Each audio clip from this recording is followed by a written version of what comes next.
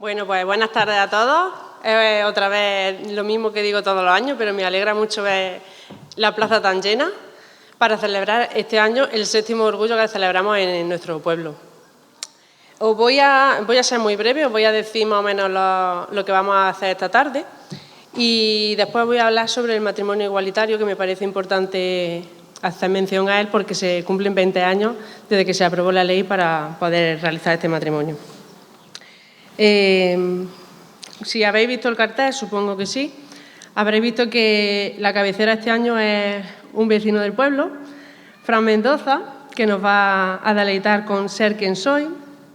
Después tendremos a Natalia Collado Ramírez, psicóloga, que nos va a dar una charla detrás de una sonrisa que será reivindicativa y educativa. Y para finalizar tendremos la actuación del Mago Torres, que sobre todo los niños están deseando que empiece.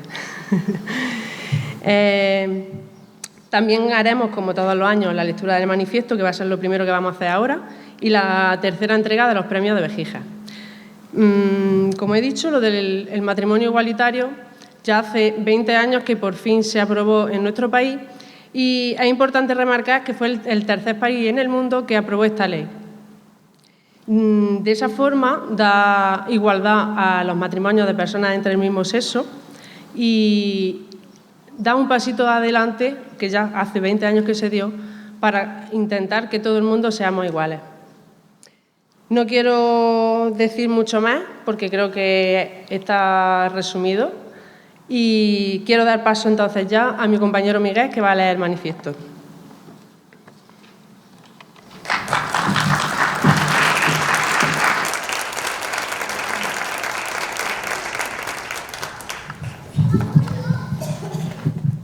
Buenas tardes.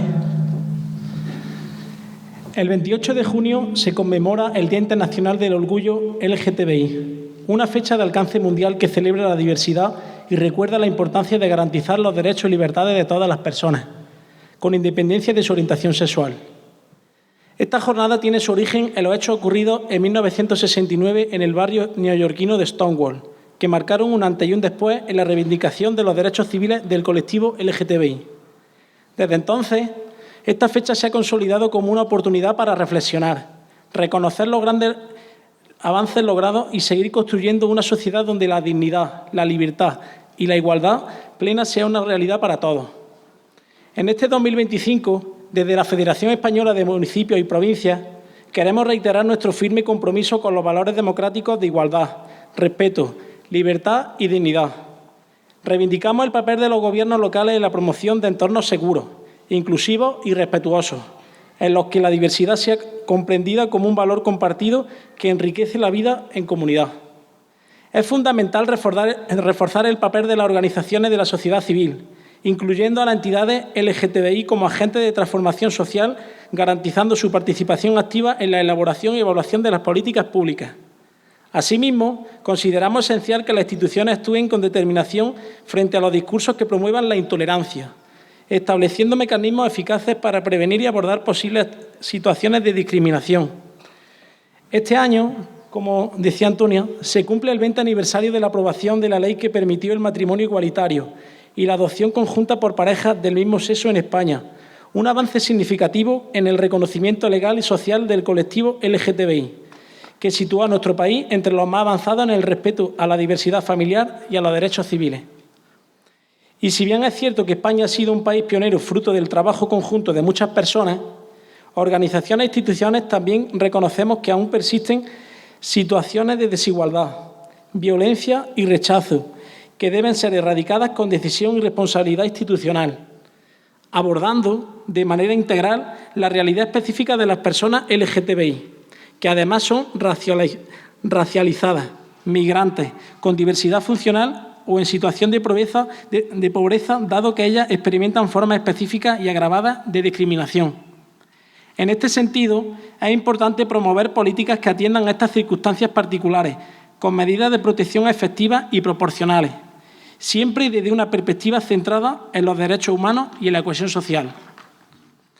Por ello, instamos al Gobierno de España a dotar de la dotación presupuestaria específica y sostenida a los gobiernos locales que puedan seguir trabajando en protocolos específicos para la atención integral a víctimas de agresiones motivadas por intolerancia, priorizando la protección de menores, personas trans y colectivos especialmente vulnerables. Formación del personal municipal, especialmente en áreas como servicios sociales, seguridad ciudadana y educación, en materia de diversidad sexual y de género. Desarrollo de campañas educativas y de sensibilización que promuevan la convivencia, la tolerancia y el respeto a todas las personas. Según datos recientes, aproximadamente la mitad de las víctimas LGTBI de agresiones físicas, sexuales o verbales registradas no denuncian estos incidentes debido principalmente al miedo o a la falta de confianza en los procedimientos institucionales. Desde las entidades locales reiteramos nuestro compromiso para generar entornos de confianza, prevenir esta violencia y mejorar la respuesta institucional frente a cualquier manifestación de odio o discriminación. Tampoco podemos obviar que, en el contexto internacional, asistimos con preocupación a retrocesos en materia de derechos humanos que afectan directamente al colectivo LGTBI. Discursos de odio, la reversión de avances legales y la persecución institucional en algunos países ponen en riesgo principios fundamentales que deben ser preservados por la comunidad internacional. Por ello, desde la Federación Española de Municipios y Provincias, expresamos nuestro apoyo a las políticas públicas que promueven la igualdad de oportunidades y el respeto mutuo y subrayamos la importancia de la educación, la sensibilización y el diálogo como herramientas fundamentales para fortalecer la cohesión social y la tolerancia. Invitamos a todos los gobiernos locales a sumarse a esta declaración y a continuar desarrollando iniciativas que refuercen la inclusión y el reconocimiento de todas las personas, con especial atención a quienes se encuentran en mayor situación de vulnerabilidad. Porque la dignidad y la igualdad no deben ser eslóganes, sino principios reales, sostenidos desde el trabajo conjunto, la responsabilidad democrática y el respeto a la libertad de todas las personas.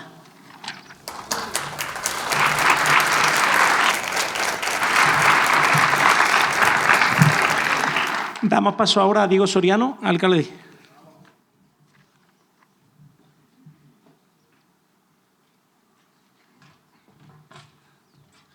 A ver, que hoy está haciendo la prueba de sonido, ha puesto el micrófono guapísimo, tío. Desde lejos lo bien que se oye. Es muy cómodo cuando uno sube a un escenario y el sonido funciona tan bien. Buenas tardes a todos. Un año más, gracias a los que venís siempre y gracias a los que habéis venido por primera vez, que también sois algunos. Y cada año vendrán gente nueva porque el 10% de la población pertenece a un colectivo. 10% de la población, ojo. Y como cada año va a ir pasando gente nueva por aquí, acabará pasando por esta plaza, pues prácticamente todos los vecinos del pueblo a disfrutar y compartir unos momentos preciosos y a dar alguna lagrimilla de emoción por la persona a la que viene a acompañar. Y de eso estoy muy contento y muy orgulloso, que desde hace 7 años, desde que nombramos esta plaza, llevamos en el gobierno, lo repito siempre, pero es que estoy muy orgulloso. Hace 6 años entramos en el gobierno, llevamos 10 días en el gobierno, convoqué pleno extraordinario y nombramos esta plaza.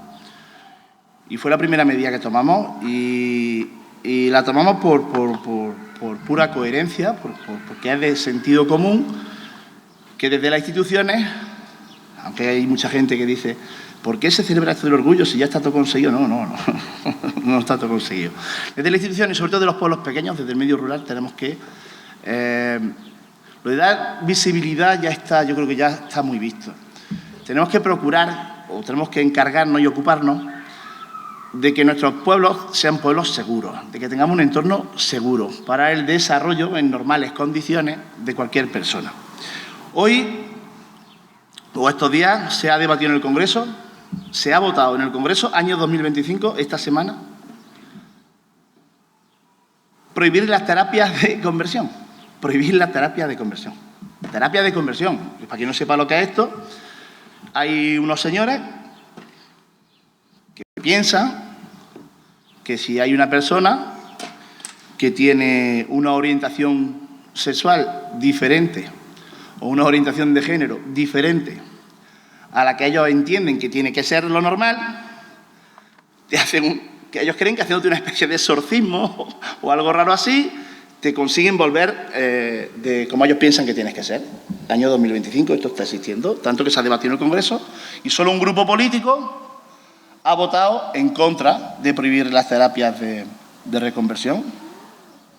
Pues bueno, pues para eso son estos eventos, para explicarle a esta gente que cada uno pues, es libre de vivir su vida, su orientación, sus sentimientos, como le salga desde dentro hacerlo. Es decir, hay que explicarle a estos cavernícolas que la tierra no es plana y que cada uno se enamora de quien le da la gana. Así de sencillo. Y tenemos que hacerlo desde el entorno rural. Yo siempre insisto en algo, una teoría que es el sexilio. El sexilio. Y de esto también creo que cada año nuestros invitados, el año pasado Paco, que me alegro de que esté aquí, y este año Fran, algo sabéis de sexilio. Y nosotros, pues desde las administraciones públicas, lo que tenemos que encargarnos es que no haga falta sexiliarse para ser feliz. Es decir, que se puede ser feliz desde mucho tiempo antes.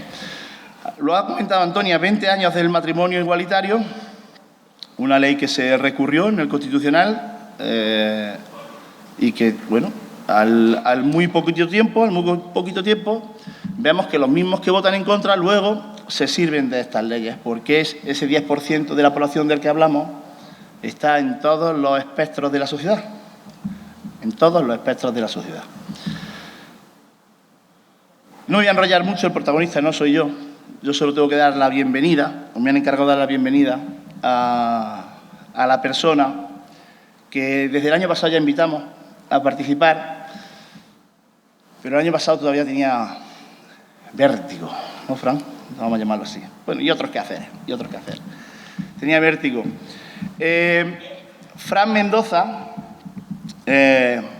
maestro de formación, cosecha del 86, natural de Begíjar, un chaval normal, criado en su pueblo, guapetón, atractivo, al que, pues bueno, muchas mujeres yo sé que en algún momento se llevaron una desilusión, ¿no? Se llevaron alguna desilusión porque Fran, pues bueno, no les prestaba la atención que ellas querían que le prestara. Fran es una persona muy integrada en el tejido asociativo de Begíjar, de amplia participación en muchos y muy diferentes ámbitos. Ha sido concejal de este ayuntamiento durante 2 mandatos y ahora nos va a hablar un poco del bullying, aunque él iba por ahí censurando alcaldes también, ¿sabes? Pero bueno, no tenemos rencor y bueno, también es una demostración de que muchas veces lo que ocurre en el salón de pleno, en ese calor del debate político, no tiene nada que ver con lo que somos cuando salimos a la calle y nos comportamos como vecinos normales, que es lo que tenemos que hacer. Entonces, pues aquí, después de haber terminado tu faceta en la política y después de habernos dicho no sé cuántas cosas en el salón de pleno, que tampoco ha sido tantas, pues creo que es justo, como persona representativa de muchas de las asociaciones de este pueblo, de cofradías también, como representante público en el gobierno de este municipio que ha sido y en la oposición como representante de la corporación municipal, creo que es digno ejemplo de compartir, de vivir su experiencia y de las dificultades que tuvo hasta la hora de dar un paso que yo creo que no hay que dar nunca, porque uno nace como es. No hay que dar ese paso nunca. Uno nace de una manera, es de esa manera, y desde esa manera tiene que ser desde el día 1 de su vida. Pero hay circunstancias de la vida, por lo que sea, que nos impiden, pues bueno, desarrollarnos de manera plena, como somos, desde que somos pequeños. Pero eso no lo voy a contar yo, eso lo va a contar él. Y estoy seguro de que, por la forma que tiene de hacer las cosas y por la forma que tiene de comunicar, que sabe hacerlo muy bien, seguro que lo hace de forma extraordinaria nuestro compañero, nuestro vecino, Fran. Así que hoy no vamos a esperar para decir que el premiado, que la persona que homenajeamos hoy aquí, que el premio Orgullo de Begíjar es él, porque desde la corporación y desde la Concejalía de Igualdad y Diversidad y desde la propia alcaldía consideramos que puedes hacer mucho todavía, y sin cargo público por nuestra sociedad, porque creemos que era un ejemplo de persona, de valores, y que puedes transmitirlo a nuestra sociedad, a los que están aquí hoy y a los que luego lo van a ver por YouTube, porque es que todavía hay gente que le da cosa venir aquí a un acto de estos, vaya a ser que... Entonces, pues contra eso también van a estos eventos. Y contra sacar pecho de lo grandes y lo magníficos que son pues, nuestros vecinos y lo ejemplar que es su vida y cómo aportan desde aquí su granito de arena para que todos tengamos una vida más cómoda, más digna, apartemos el sexilio y ayudemos a la gente a disfrutar de su vida desde que nace, como le apetezca.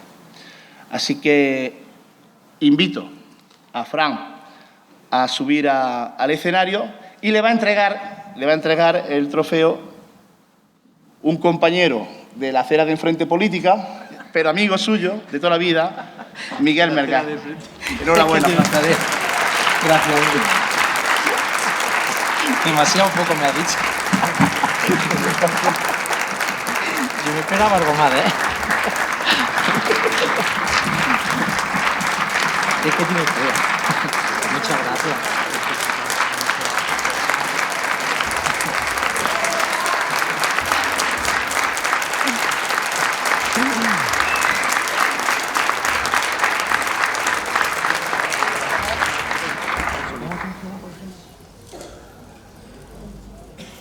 Bueno, capitán. Anda. Todo tuyo, ¿te ha costado? ¿Te ha costado? No, demasiado poco me has dicho, porque yo viniendo de ti digo, este me va a poner hoy tibio. ¿A que sí? Demasiado poco has dicho.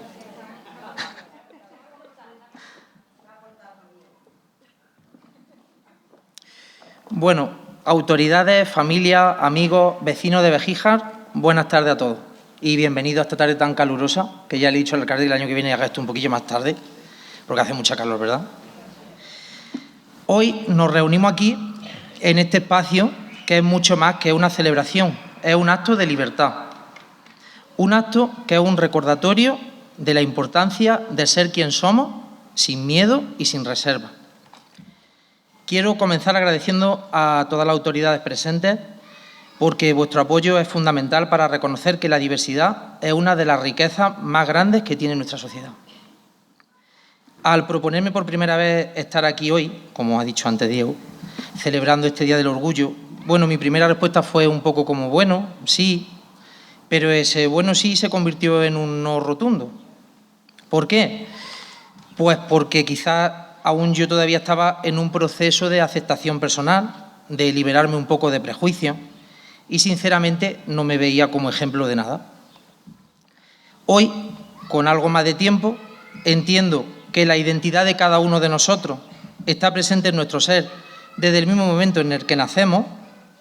Desde siempre mi identidad ha sido clara para mí, aunque no siempre haya tenido la herramienta para abrazarla con la libertad que hoy siento. Y aunque sigo sin sentirme ejemplo de nada, sí que me siento un poco más valiente. Si miro atrás, a mi infancia, la puedo dividir en dos etapas. Una primera etapa muy feliz, en la que fui un niño sociable, que disfrutaba de la vida, que salía y entraba siempre con una sonrisa. Pero también hubo una segunda etapa, una que nunca quise vivir y una que se convirtió para mí en una pequeña pesadilla. Porque sí, señores y señores, sufrí bullying de pequeño, sufrí el rechazo, la burla, los insultos. Cuando hablamos de la infancia, hablamos de los cimientos de una vida. Hablar de cómo se forja una personalidad, de cómo un niño va descubriendo su lugar en el mundo, de cómo comienza a entender quién es, qué siente y qué quiere. Y es en este momento tan frágil, tan fundamental, donde las agresiones por homofobia pueden dejar profundas heridas que arrastran durante años y en muchos casos toda la vida una persona. Los niños y adolescentes están en una etapa de exploración, de descubrimiento y de aprendizaje. En este proceso es fundamental que se sientan seguros de poder ser ellos mismos, de poder expresar sus emociones y su identidad sin temor a ser rechazados o humillados.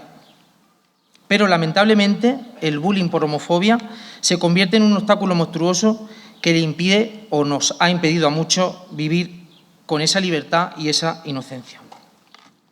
El bullying homofóbico no es solo una palabra hiriente o un insulto lanzado al azar. Es una violencia que va mucho más allá de una agresión física. Es una violencia emocional, psicológica, que socava la autoestima de los niños y le hace cuestionar su valía, su identidad y su lugar en la sociedad.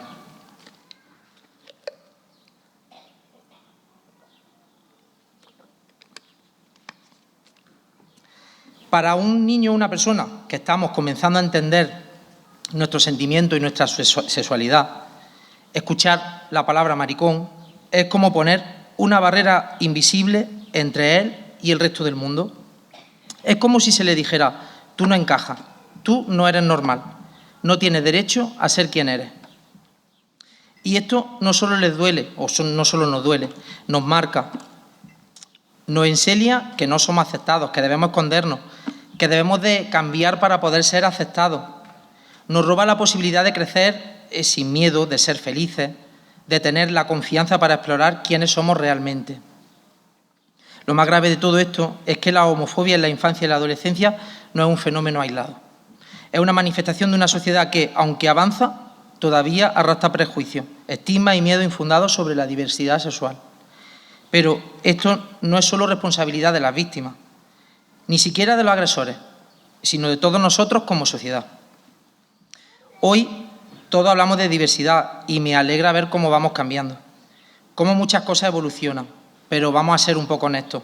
Seguro que más de uno de los que estáis aquí presentes habéis intercambiado algún insulto hacia mí o lo habéis pensado. Y que conste que no lo digo desde el rencor, lo digo desde la conciencia, de que seamos conscientes del daño que podemos hacer con estos pensamientos y estas palabras muchas veces.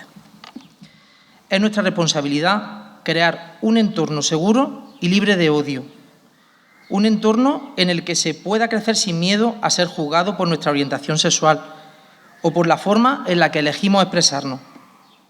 No podemos permitir que nadie se sienta inferior, rechazado o avergonzado de quién es por el simple hecho de ser diferente, porque esa diferencia no es un defecto.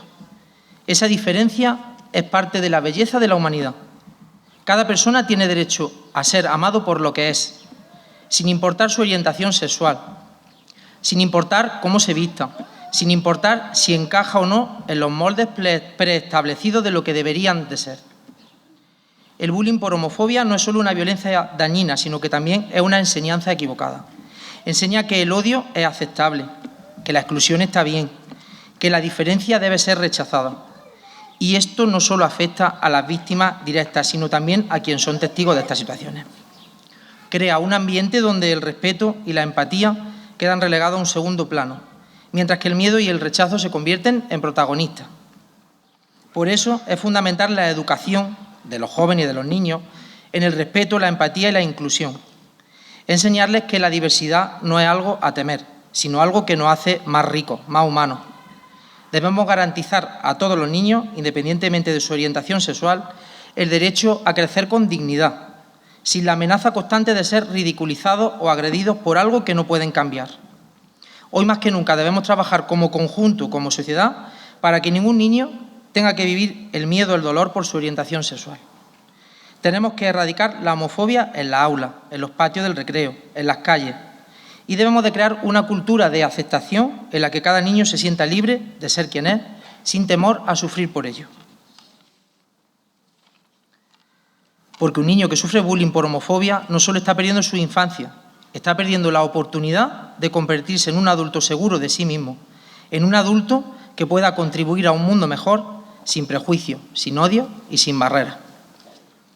He querido hacer un poco de énfasis en esta situación porque a mí personalmente me marcó desde pequeño y lo recuerdo como una etapa muy triste de mi vida.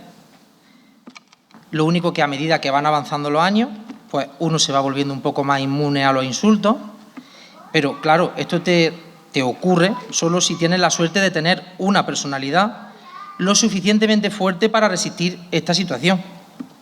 Pero la realidad es que en muchos casos lo que en el fondo estaba haciendo yo era ocultar realmente lo que sentía. Esconder mis emociones, intentando vivir en una especie de sombra de quien realmente soy, simplemente por el temor a ser rechazado o señalado. Recuerdo perfectamente ese tiempo de mi vida cuando incluso los sentimientos más simples, como el hecho de que te gustase un chico, era algo que no podías compartir con nadie. Y para protegerme de esa vulnerabilidad, pues a veces yo mismo me he convertido partícipe en algunos comentarios homófobos como escudo para que nadie pudiera ver mi realidad. Pensaba que esas palabras, esos gestos, me ayudarían a ocultar lo que realmente soy, como si mi identidad pudiese desaparecer tras un muro de mentiras. Pero, aunque en esos momentos parecía que todo eso me protegía, en realidad lo que hacía era sofocar mi felicidad y mi autenticidad. La adolescencia, con toda su carga emocional, se hace un poco más llevadera siempre a la ayuda de los amigos, la gente que te acompaña y que te entiende, que te permiten ser tú, aunque aún nos cueste aceptarlo por completo. Así el tiempo pasa, los años avanzan y con ello se pierden un sinfín de oportunidades de ser feliz y de vivir con libertad. Perdemos esas oportunidades porque no nos atrevemos a ser quien somos realmente. La vida te va empujando a seguir adelante, a llenar los días de actividades, de compromisos, de rutinas que te ayudan a evadir la realidad. Lo haces pensando que al hacerlo logras dejar atrás esa parte de ti que sientes que no encaja, que no es aceptada. Pero aunque por fuera todo parezca en su lugar, por dentro te sigues sintiendo incompleto y vacío. Con el tiempo llega a autoengañarte, a convencerte de que eres feliz, de que todo está bien, aunque en lo más profundo sabes que no es así. Te conformas, piensas que no hay salida, que esa parte tuya debe ser olvidada o renunciada. Te dice a ti mismo que si sigues adelante, mantienes tu fachada, todo va a estar bien. Pero la verdad es que esa parte de nuestro ser nunca se va, solo la oculta y con ello te está ocultando a ti mismo. En medio de ese vacío, de ese constante juego de esconder lo que realmente soy, aparece una chispa de esperanza. Estudias fuera, conoces más gente, empiezas a sentir que tienes algo más de libertad. Libertad que culmina cuando tienes que salir del pueblo, que es lo que decía antes Diego, del sexilio, que lo ha dicho él. Tienes que salir para trabajar fuera, en un entorno totalmente nuevo. Y desde el minuto 1 me di cuenta de algo fundamental. Por fin podía ser yo mismo. En ese lugar, en el trabajo, encuentras un ambiente de total aceptación, de igualdad, donde la diferencia no solo se toleraba, sino que se celebraba. Fue allí donde entendí que para vivir plenamente no basta con evadir o esconder nuestra identidad. Debemos ser quienes somos sin miedo y sin vergüenza. Al principio no entendía del todo por qué era tan diferente el ambiente que estamos cuando salimos fuera del pueblo. No somos conscientes de la mentalidad que tenemos en los pueblos. Es aquí donde lamentablemente el miedo al qué dirán nos limita. Y aunque es verdad que en Bejíjar, pues bueno, yo no me he sentido, la verdad, ahora mismo ya cuando me he dado el paso un poco así rechazado ni nada, pero es verdad que siempre tiene algo de miedo, uy, a ver si ahora qué dicen, a ver qué no, pero yo en realidad que me he sentido aceptado, la verdad. Pero al salir y ver cómo se vive en otros lugares, entendí que la verdadera libertad radica en tener una mente abierta, en aceptar y valorar lo diverso, lo distinto. La clave está en darnos cuenta de que la identidad no debe ser una carga, sino una celebración de ser quien somos. En este punto en el que te enfrentas a una de las decisiones más difíciles, pero también más liberadoras, dar el paso de salir del armario. Y ese momento para mí, pues llegó cuando conocí a mi primera pareja. Fue entonces cuando me di cuenta de que no podía seguir escondiéndome, que mi vida ya no podía seguir viviendo bajo esa capa de silencio, porque sabía que ese paso, el miedo me invadió y la vulnerabilidad me rodeó porque sabía que ese paso significaba algo grande y que cambiaría muchas cosas. Y aunque el miedo me asustaba un poquillo, también sabía que no podía seguir viviendo en esa mentira. El primer paso fue compartirlo con mis amigos, aunque muchos de ellos ya lo intuían. ¿Verdad, Marina? Para mí fue una liberación, porque su reacción fue todo lo que yo necesitaba: alegría, apoyo y aceptación.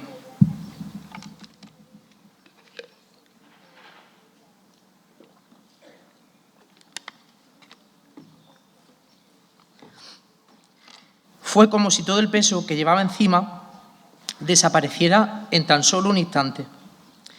Y fue entonces cuando comprendí que aunque el camino era difícil o fuera difícil, ser uno mismo vale la pena. Luego vino el siguiente paso, la familia. Y si ser honesto con tus amigos es liberador, hacerlo con tu familia es algo que te hace temblar. En mi caso, mi hermana fue la primera cómplice en esta parte del proceso. Ella fue quien preparó el terreno en casa, hablándolo con mi familia antes de que yo pudiera hacerlo. Era necesario porque, como ya muchos de nosotros sabemos, en los pueblos pues los rumores corren rápido y la gente puede ser mucho más cruel de lo que pensamos. Sin embargo, a pesar de los miedos y de la incertidumbre y de todo lo que implica abrirte de esta manera, mi familia me sorprendió gratamente. Todos, especialmente mi madre, me recibieron con mucho más amor y comprensión de lo que yo había imaginado. Mi madre, la última en enterarse, me miró, sonrió y me dijo: «Anda que me has dicho algo». Aunque claro, yo pienso, digo, mi madre, un hombre ya con 39 años en la casa metido allí, pues, ¿qué iba a pensar mi madre? Algo raro pensaría ella. Para ella, probablemente, fue algo que ya intuía. Y eso, amigos, fue una de las cosas más hermosas que sentí, porque me hizo darme cuenta de que, a pesar de la diferencia de tiempo, de generaciones, de educación, el amor de una familia puede ser más grande que cualquier prejuicio. Sé que no todas las personas tienen la misma suerte, no todas las familias reaccionan de la misma manera, pero eso hace que precisamente momentos como estos, cuando todo sale bien, sean aún más poderosos. Porque cada paso que damos, cada historia que compartimos, contribuye a un mundo más abierto, más inclusivo y más humano.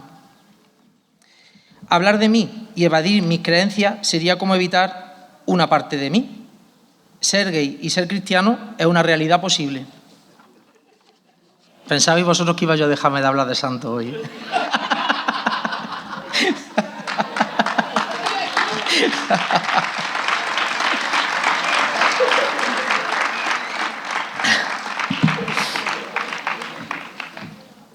Quiero hablar sobre una realidad que, aunque a veces se intenta negar, existe en la vida de muchas personas: ser gay y ser cristiano. La sociedad y, en muchos casos, las instituciones religiosas han tendido a crear una dicotomía entre estas dos realidades, como si fueran incompatibles. Pero ser gay y cristiano no solo es posible, sino que es una vivencia de amor, fe y autenticidad. Para muchos de nosotros el amor de Dios no tiene fronteras. Es un amor incondicional, que no discrimina, que no rechaza, que no señala. Jesús, el que nos enseñó el verdadero significado del amor, nos invitó a amar sin condiciones, a acoger a todos los demás como son, sin importar su género, su orientación y su historia. En los textos sagrados se habla de amor y del respeto por los demás como pilares fundamentales. Jesús nunca hizo distinciones sobre el amor entre personas del mismo sexo. Él nos enseñó a amarnos los unos a los otros, y esa enseñanza es la que debemos aplicar a nuestras vidas. El amor genuino, el amor que construye, el amor que respeta, no discrimina ni margina. Dios nos ama por quienes somos, no por lo que el mundo espera de nosotros. El amor es lo único que cuenta. Que no nos hagan sentir que ser quienes somos es un pecado. Que no nos digan que no podemos vivir en plenitud nuestra fe y nuestra orientación sexual. Ser gay y cristiano es una experiencia de amor divino, aceptación y esperanza. Al final, el amor es lo único que perdura, el que todos compartimos, el que nos une. Vivir con autenticidad, vivir con amor, vivir con fe, eso es lo que importa. Ya no me voy a extender mucho más, que tenéis mucho calor. Esperaros.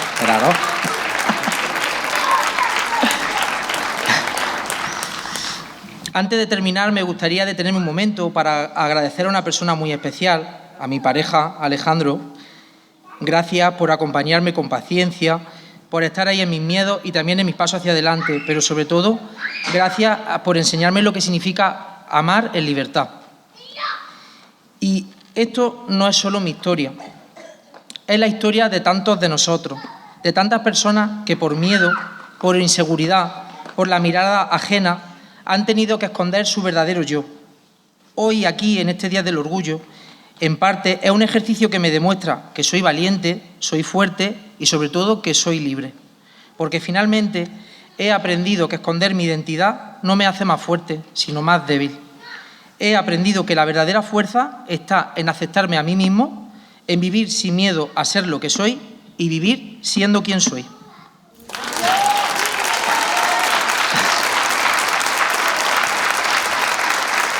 Ahora, un momentín. porque ahora vamos a empezar el turno de ruegos y preguntas. Esto me lo ha hecho también. Pero vamos, a mí eso no me lo hagas, que yo en los plenos no te hacía nada a ti malo, ¿eh? Me lo has hecho a mí un montón Si de... yo era el que mejor me portaba en los plenos con él. Tú me has hecho esto un montón de ¿Es o veces. no es? Tú esto me has hecho un montón de veces y además nunca me has presentado una pregunta por escrito. Yo tenía ganas de hacerte esto a ti. Pero yo no te preguntaba, ¿eh? Yo tenía ganas de hacerte esto a ti y no la he presentado por escrito. Yo sabía que me la liaba. No, es muy sencillo y es darle continuidad. Gracias, muchas gracias, Fran, por ser valiente y por echar un cable en esto. Yo, cuando ya se rumoreaba de que tenías pareja, investigabas, ¿no?, por las redes sociales. Y eso que te tenía bloqueado, qué chismoso eres. Y te digo de forma sincera que me alegré un montón. Me alegré un montón y además el chaval llevaba pulseras republicanas y cosas raras así. Digamos que el del PP tiene tarea. Luego mira dónde acabé. Esto no lo grabéis, ¿eh? Entonces, yo viendo y contando la experiencia que tú tienes, que cada año, pues bueno, es diferente, pero al final viene más o menos acabando donde mismo, ¿no, Paco? Y los problemas que has tenido, además, Paco, en una época que era más jodida que la tuya. Bastante más jodida que la tuya. Claro. Lo que yo quiero pedirte es que nos cuentes, viendo la aceptación que tú pensabas que no iba a tener en tu pueblo, tu condición, tu realidad de vida, ¿qué crees que hubiese ocurrido si ese paso lo hubieses dado 20 años antes?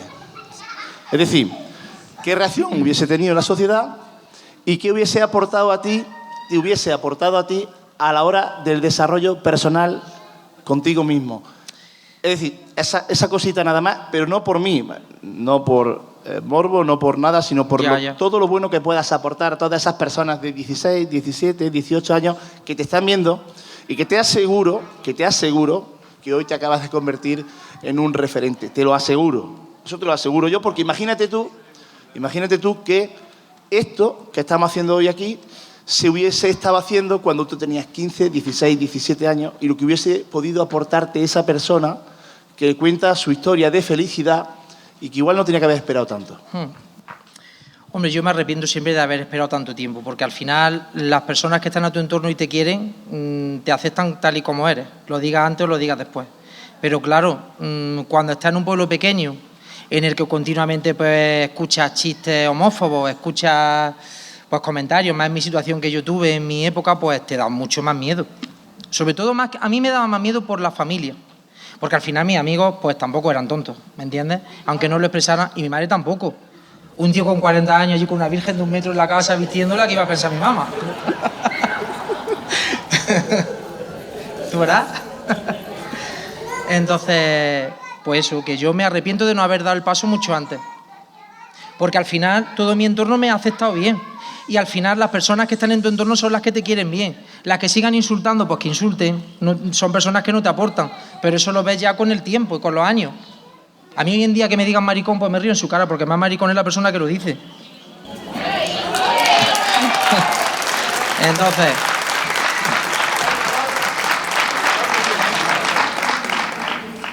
¿alguna pregunta más? No me la has pasado por escrito. En el próximo pregón te lo respondo. Bueno, me bajo esto que me lo quitan. Gracias. Muchas gracias.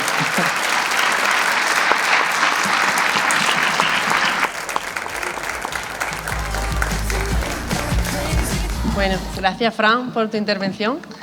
Y ahora vamos a continuar con Natalia Collado, que es psicóloga sanitaria, es sexóloga, y ahora nos va a dar unas clases de la homofobia, etcétera, etcétera, contra el colectivo, la gente, lo que ha hecho y lo que quiere seguir haciendo contra el colectivo LGTBI.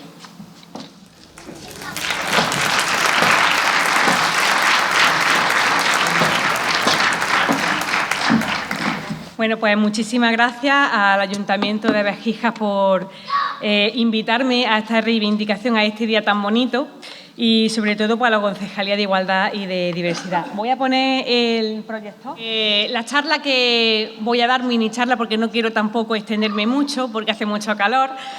Primero, felicitar al pueblo de Béjar por las políticas tan maravillosas que estáis teniendo y felicitar al pueblo de Béjigas por estar aquí, por ser unos valientes, por ser, de verdad, la voz de los que ya no están, porque no nos podemos olvidar de las personas que ya no están, víctimas de homofobia. Detrás de una sonrisa, ¿por qué detrás de una sonrisa? Cuando vamos a una manifestación LGTBIQ+, siempre están alegres. Este colectivo siempre está sonriendo, pero ¿qué hay detrás de esa sonrisa? Pues a lo largo de la historia, las personas homosexuales han sido objeto de múltiples formas de terapia y tratamiento para corregir, como decía el alcalde, la orientación sexual. Y desde aquí lanzo yo una pregunta. ¿Pensáis que la orientación sexual se puede modificar, se puede cambiar mediante una terapia? Evidentemente no. No está solamente a nivel social, no es solamente a nivel familiar, pero sin embargo, durante muchísimos años, hasta hace prácticamente unos años, se estaba hablando de una terapia de conversión. Voy a hacer una breve síntesis de un repaso histórico sobre los abusos y los progresos en torno a la diversidad sexual. Hablamos, por ejemplo, de la época antigua y de la Edad Media. Pues muy bien, a las personas que eran homosexuales en esta época, pues se le hacían castigos religiosos, se le hacía un exorcismo porque supuestamente estas personas tenían los demonios dentro. Le llevaban a dar hasta palizas, porque claro, evidentemente estaban demoníacas. Pasamos al siglo XIX, comienzos del siglo XX, ¿de acuerdo? En esta época el auge era el pensamiento médico psiquiátrico. Si os digo Sigmund Freud, seguramente os suena, el padre del psicoanálisis. Bien, pues las personas homosexuales recibían terapia psicoanalista. Y me diréis, ¿y eso? ¿Por qué? Porque se trataba como una desviación, estaban desviados. ¿Y por qué decían esto? Porque eran trastornos de la infancia. Se sometían a terapia. Pero esto es más light que lo que viene ahora después. Porque en lugar de avanzar, retrocedemos. ¿Cómo retrocedemos? Vámonos a la mitad del siglo XX. Voy a pasar una diapositiva que quiero que la veáis.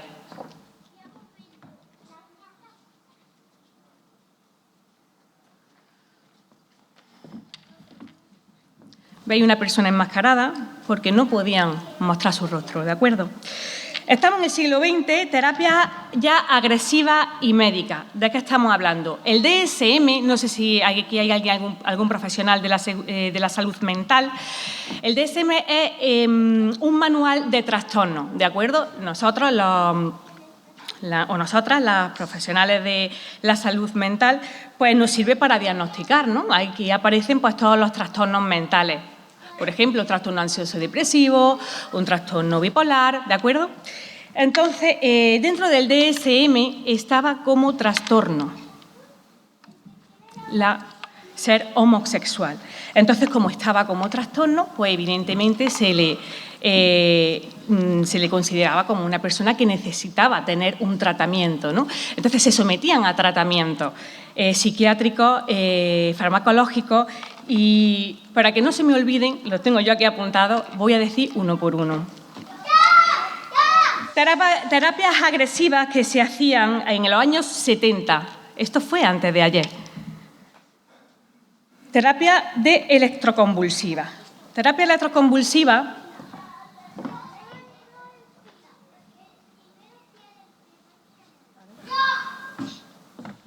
como podemos observar en la imagen, ¿de acuerdo?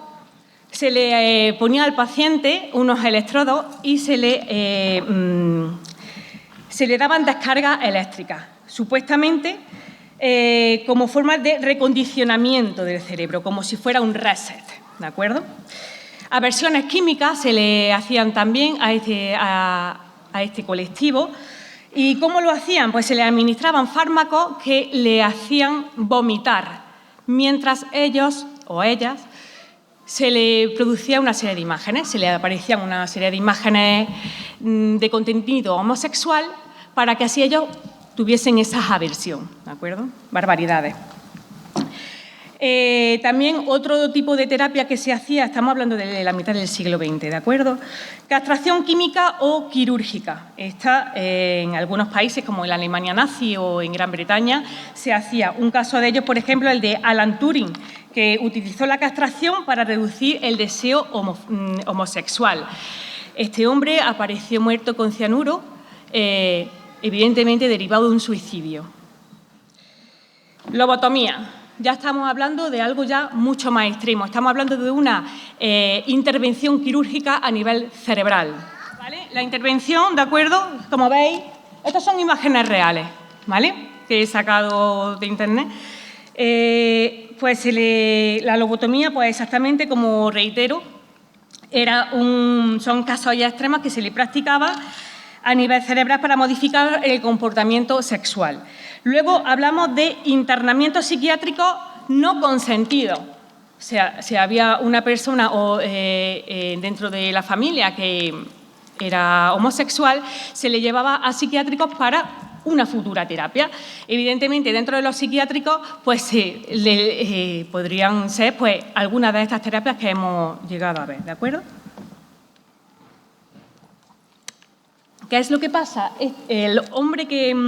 Uno de los hombres que han intervenido, que era John Bancroft, un médico, psicólogo, sexólogo, en los años 70 denunció este tipo de terapia diciendo que evidentemente todas estas terapias, hacérselas a una persona que sea homosexual, no iba a reconvertirlo, no iba a transformarlo.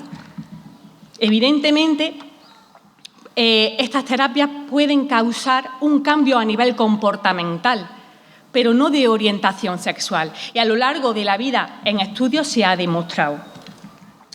Pero no más lejos nos vamos, evidentemente, he hablado anteriormente del DSM. Actualmente, para que me entendáis, el DSM que he dicho que es nuestro manual, estamos en el DSM-5, ¿vale? Pues voy a hablar del DSM-3. Porque en el primero, como he dicho anteriormente, estaba como trastorno, ¿de acuerdo? Pues en el DSM-3 lo voy a leer textualmente. A la persona que tenía o una persona que sea homosexual como falta de interés heterosexual y malestar persistente por patrón identificado de excitación homosexual. 1987. Es decir, antes de ayer. ¿Qué es lo que pasa? Que, como bien ha dicho el alcalde, que me ha gustado mucho que le haya referido, el tema de las terapias de conversión. Aquí estamos ya a finales del siglo XX.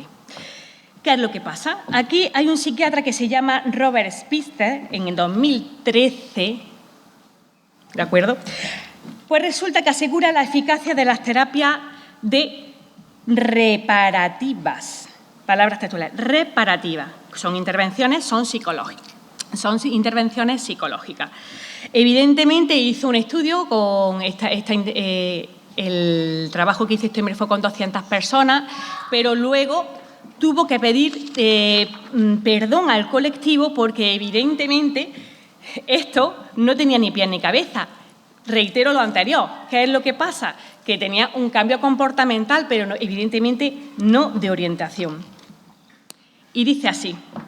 Estoy hablando de este psiquiatra en 2013 que posteriormente pide perdón al colectivo. El error fue fatal del estudio, que no hay manera de juzgar la credibilidad del sujeto que declara haber cambiado su orientación sexual. Debo una disculpa a la comunidad gay por hacer afirmaciones no probadas sobre la eficacia de la terapia reparativa y pido perdón a cualquier homosexual que perdió el tiempo y energía creyendo que yo había demostrado que la terapia reparativa funciona en algunos individuos motivados. Y nos preguntamos, ¿por qué en pleno siglo XX voy a una terapia para reconvertirme?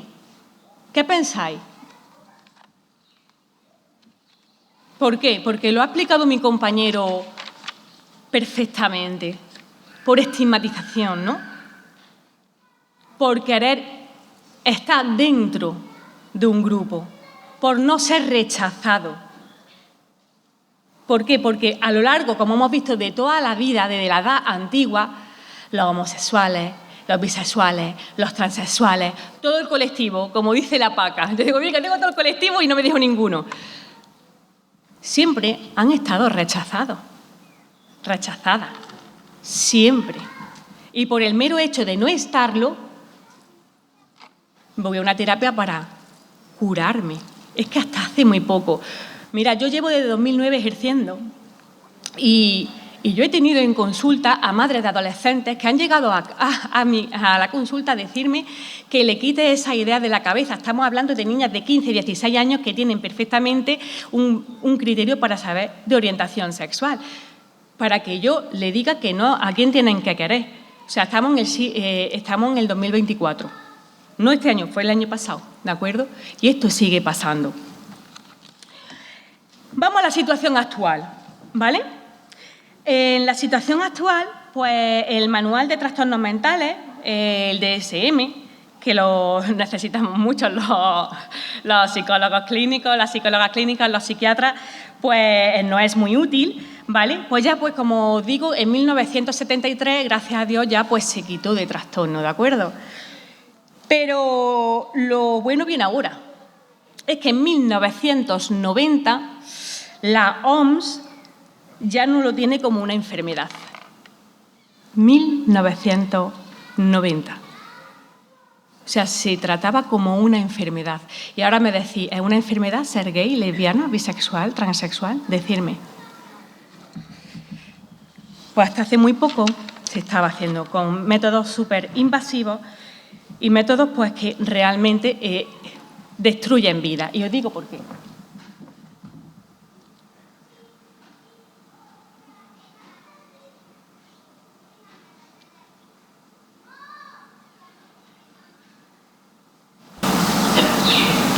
Mira, esto era la aquí es donde se hacía la intervención. Esta era la diapositiva que quería poneros, ¿vale? Fijaros lo que le hacían en el cerebro, ¿de acuerdo? Y esto se practicaba como algo normal, dentro de, ¿no? Hombre, es verdad que este tipo de terapia era ya en casos más extremos, ¿no?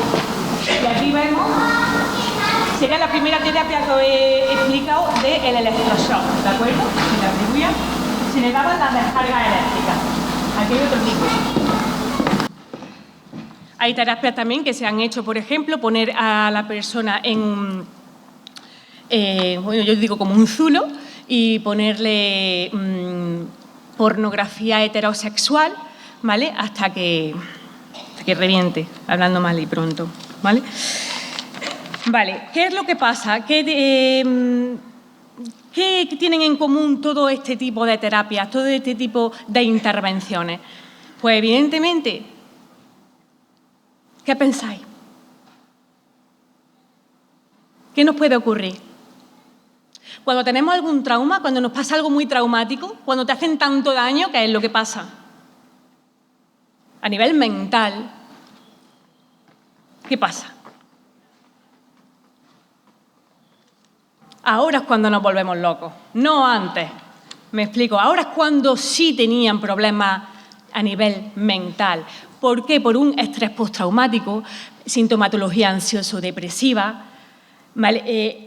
Una adquisición de psicofármacos porque ya se automedicaban, trastornos del sueño, y ya no solamente eso, sino a nivel familiar, o sea, ya se aislaban, ya no salían, depresiones, trastornos depresivos mayores, pérdida de la autoestima, pérdida de la identidad, no saber quién soy, una apatía, una abulia, pero que eso lo estamos viendo hoy en día también, sobre todo en entornos rurales, ¿de acuerdo? Gracias a Dios que Vejijas por lo menos promueve la diversidad, ¿no? Es un ejemplo. Quiero dar un ejemplo, y no me quiero enrollar mucho, de un británico, se llama Chris, que pues fue al médico de cabecera Fue al médico de cabecera y le dijo, mira, pues que soy homosexual, tenía 20 y tantos años, y le dijo al médico, dice, mira, es que yo me quiero curar de la homosexualidad. Dice, tú no te preocupes que te voy a derivar a un psicólogo clínico que esto lo trata a él perfectamente. Y va y resulta que sabéis de lo que le hicieron, ¿no? Estuvo meses con terapias de electroshock. Chris creyó que le ayudaría y se sometió a un conjunto de dolorosas sesiones varias veces a la semana y durante varios meses. Imaginaros. Pues esto, ¿qué es lo que pasa? Le causó un estrés postraumático que le duró 40 años de problemas de salud mental. Y esto es una nota de un periódico. ¿Cuántas notas de no periódicos hay? Así. ¿Cuántas consultas de psicología clínica no hay por una transfobia, por una homofobia? Porque la hay así. Porque yo tengo pacientes, adolescentes, que se autolesionan. No se aceptan. Eso no es una realidad. No lo digo yo. Lo dicen las estadísticas. ¿De qué? De que del año pasado a este hay más crímenes homofóbicos, de que se han aumentado esos delitos de odio, de que los discursos de odio los tenemos a pie de calle. Y con eso quería yo terminar un poco, porque sabemos que hay presiones familiares, religiosas,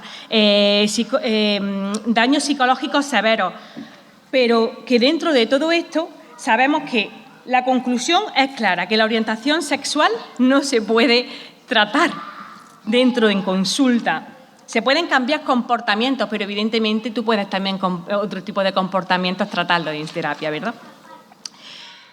Pero es que el índice tan significativo aumenta los problemas de salud, porque la salud mental también repercute en la salud física, queramos o no queramos. Y el origen de estos problemas, ¿vale?, viene de esa homofobia que decía el compañero, que viene desde pequeños, que es que la mejor herramienta que podemos llegar a tener es la educación. Y eso se mama en la casa, se mama en un centro educativo, se mama en unas políticas rurales, en un ayuntamiento, en un esto. Por eso esto es tan maravilloso, que somos la voz de las que ya no tienen voz, o de los que están en su casa ahora mismo porque tienen miedo a que le digan, es que vaya que fulanico, menganico me digan mariquita. Porque es que es muy odioso pensar, tener miedo, porque quieras amar, porque no odiamos al que mata. Vamos, digo yo, porque es que ya me enciendo. ¿Qué tipo de discriminación hay? Pues hay un montón. Lesbofobia, transfobia, pero es que dentro del mismo colectivo también hay discriminación, no se nos olvide ese. ¿Y qué formas de homofobia? Tenemos 3, cognitivo, conductual y a nivel afectivo. A nivel afectivo, las emociones están dentro. Es decir, cuando decimos el tema de es que me dan asco los maricones, yo no voy ahí. Ese sería, por ejemplo, una homofobia afectiva. Homofobia conductual sería la que más normalmente vemos. Las agresiones físicas, las agresiones verbales, ¿vale?, que es normalmente las que denunciamos. Pero claro, detrás de estas hay otras, que son estas que no se ven, que son las invisibles, las cognitivas. Por ejemplo, yo con esos no me voy, que es que son todos unos viciosos. Esas que no se ven, esas no se dicen, pero en los grupos pequeños a nivel cognitivo se da. Y lo sabemos aquí porque más de una, yo por lo menos he tenido que parar más de una vez los pies. Entonces, ante el bullying homofóbico sería la raíz de todo esto, porque una base, la educación, pues hace muchísimo. Y no me voy a reparar más en estudios porque sabemos perfectamente que esto está a la orden del día. Concluyo con lo siguiente, porque es que me he enterado hace un par de horas, ¿vale? Mirad, me lo traigo aquí. Sabéis que la semana pasada fue el Orgullo en Jaén y bueno, pues una marcha. Pues tras la marcha hubo un ataque homofóbico hacia una persona que le dieron una brutal paliza que lo llevaron al hospital. Total, que eso pues se puso en redes sociales. Yo me quedé alucinando de los comentarios homofóbicos brutales de que si ya tenéis los mismos derechos, si dejad de dar por saco, por no decir otras palabras, bueno, barbaridades. Bueno, pues hoy, precisamente, antes de venir para acá, que me he metido en Facebook, pues había una publicación pues, del Ayuntamiento de Jaén, o no sé si era de Diputación o del Ayuntamiento, no sé, de Hora Jaén o algo de algún periódico de estos que no me acuerdo. Y ponía que, pues, que el alcalde denunciaba, ¿no? Públicamente este tipo de actos, que esto no se podía permitir, la agresión. Bueno, pues me ha dado por mirar los comentarios de hoy, de hace 3 horas. No voy a decir los nombres por protección de datos, que podría decirlos porque es algo público. Yo os dejo a vuestra elección que os metáis y que veáis los perfiles, porque no tienen desperdicio. Una chica dice, pero qué asco, esta es la única que ha dicho, pero qué asco de comentarios, ¿verdad? Y luego dudan porque esto es necesario. Esta es la única que ha sido coherente. Comentario, por ejemplo, ¿queremos igualdad y derechos como los hombres? Ja, ja, ja, ja, ja. Otro, no nos interesa esto. O sea, que le hayan pegado una paliza a un jienense no le interesa. Cada uno que viva su sexualidad como la considere y la apetezca, pero sin molestar a los demás y sobre todo sin circo. Hay más, Es que cogí unos cuantos. Es que parece que solo son ellos, pobrecitos. Se mueren niños cada día en África, mueren mujeres en Irak y le blindan a llevar burka o como se llame, y matan homosexuales, y eso siempre cansando a la gente. Ya está bien, vivid como queráis y dejad el mundo en paz y allí a defender a esta pobre gente. Otro. A ver si esto en cuestión de un cuarto de hora, 20 minutos, ¿de acuerdo? A ver, junto y con V y sin H, si es que quien no quiere que se normalice todo esto son ellos mismos o no les interesa. No sé, ¿creéis que nos interesa normalizarlo? No sé. Y cuanto más propaganda esta es alucinante. Cuanto más propaganda se hace, más rechazo nos causa. Que vivan su vida como quieran, pero que no nos dejen en paz, a los demás. Son comentarios de, ya os digo, de hoy mismo, ¿de acuerdo? De hace 2 o 3 horas. Ya como último, ya no me extiendo más, porque ya tenía casos reales, pero esto sí no se va a extender mucho, sino otra charlilla por ahí, ya se hace. Quiero que cerréis los ojos un momento, por favor. Que cerréis los ojos. Cerramos los ojos todos, por favor. Imaginaros que la gente que sois heterosexuales, ¿vale? Tenéis este tipo de comentarios. Imaginaros que estáis con vuestra pareja, que estáis dando unos besos en la calle. Vete de aquí, pero que aquí no se hace. Fuera, eso en vuestra intimidad. Ah, que eres heterosexual, pero ¿cómo te llamas entonces? ¿Qué cursidad tienes? ¿Qué cursi? ¿Para cuándo un orgullo homo? Anda, si pareces una mujer, de verdad. Yo no soy heteromófobo. Yo tengo amigos heterosexuales. Eres muy guapo y muy guapa para ser heterosexual, ¿no? Lo que tienes tú es vicio. Me das asco.